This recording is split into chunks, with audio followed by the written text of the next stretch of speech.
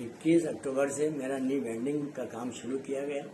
उस वक्त मेरा पाँव बिल्कुल भी बैंड नहीं होता था, दर्द बहुत ज़्यादा था और खिंचाव भी ज़्यादा था।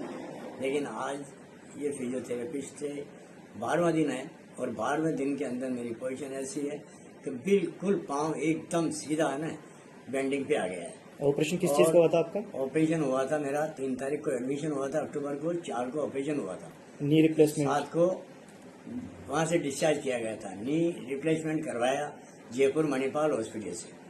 और उसके बाद मैंने कभी भी कोई किसी तरह की 15 रोज तक वर्जिश नहीं की थी। बाद में 21 अक्टूबर से वर्जिश शुरू की थी। अब मेरा ये आलम है कि मैं आराम से कम 2 किलोमीटर एक स्टिक के सहारे घूम लेता हूँ। डबल मंजिल मेरे मकान में चढ़ चुका हूँ, किसी तरह की कोई परेशानी नहीं है। इसमें दर्द में और घूमने फिरने में, उठने बैठने में सब तरह से सहूलियत में हूँ और बहुत बड़ा आरामदायक है मेरे।